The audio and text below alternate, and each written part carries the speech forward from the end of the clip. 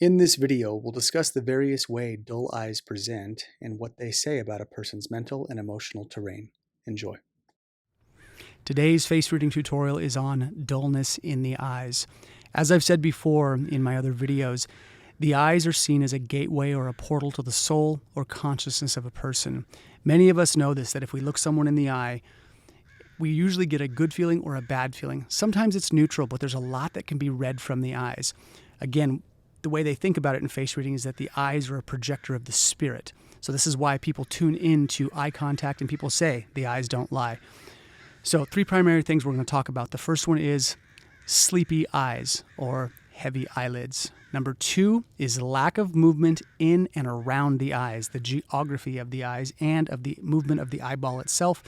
And then number 3 is lack of eye contact. So let's go through these one by one. Number 1, the sleepy eyes. This is a person who essentially looks stoned. They have the very sedate Cheech and Chong eyes where the eyelids are hanging extra heavy.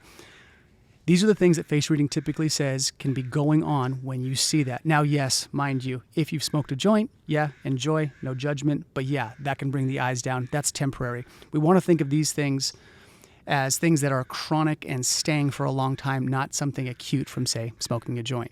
So number 1 is apathy. When the eyes get dull like that, a person can be very apathetic to their situation. That may mean that the job they're in is a dead-end job, they're working too many hours, and there's a ceiling in terms of how much they can be paid. There's going to be an apathy that shows up, and so the spirit gets a bit more sedate. It's almost like the spirit is kind of wanting to go to sleep and recharge, in a sense. The next one is fatigue. So this isn't revolutionary. Any of us who are underslept and who have young children or a newborn or a job that's very demanding, if we don't get enough sleep, the eyelids are going to be heavy. So sometimes it's just a physical metric in that sense. The next one is trauma. And when I say trauma, that trauma can go both ways. So if we have received trauma or are experiencing trauma from something, or we've unearthed old traumatic patterns from our youth or something, the eyes can get heavy because the emotions are heavy, and therefore the spirit in the eyes get a bit heavy. But the trauma can also go the other way, where if a person has inflicted trauma on someone else, the eyes can also go sedate. And the image and the face that always comes to mind is Chris Watts, who back in, I think it was 2018, don't quote me, but ended up murdering his pregnant wife and 2 daughters. Really horrific story.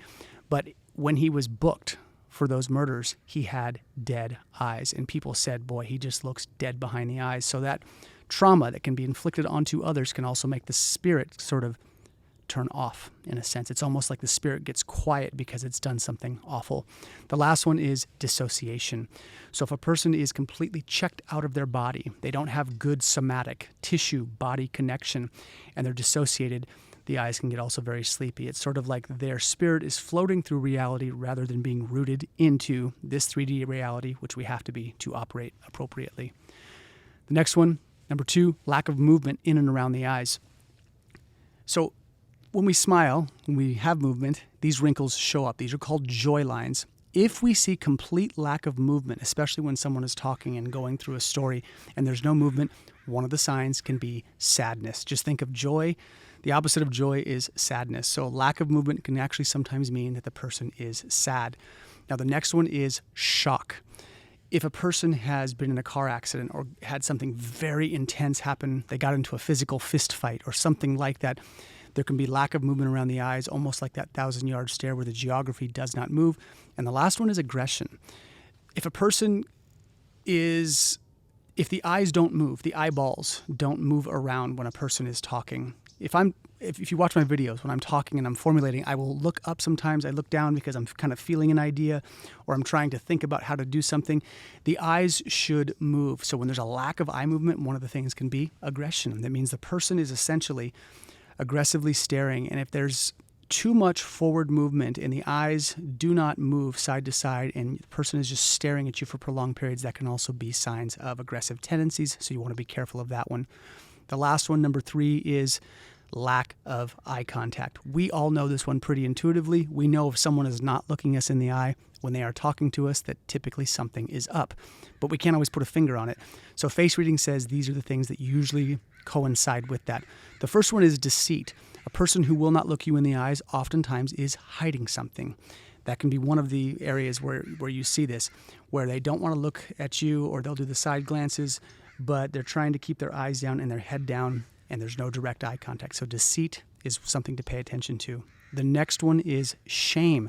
When people are ashamed of what they've done or what they're going through or what they're feeling, oftentimes eye contact will diminish. And this is a leak. So any of these things that we're talking about, all of these fall under the category of leaking energy. But shame is definitely a low vibrational emotion in the context of Eastern philosophy. Shame is one of the lowest vibrations, and it really makes the spirit heavy. And the last one is depression. If a person is just sad and completely lost, they have that kind of 1,000-yard stare off into nothing. They might be looking at the ground and talking to you, but having no eye contact. And that's not something to be judged. It's just giving you an orientation of where they are.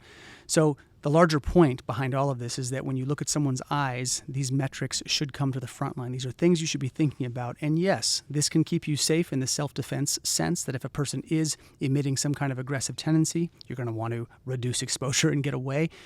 And then 2, it gives you a slightly more tender and compassionate heart for the people around you who might be going through something that could be physical, mental, emotional, or spiritual. So that's all I've got for today. If you guys have questions, please let me know. And as always, thanks for your time.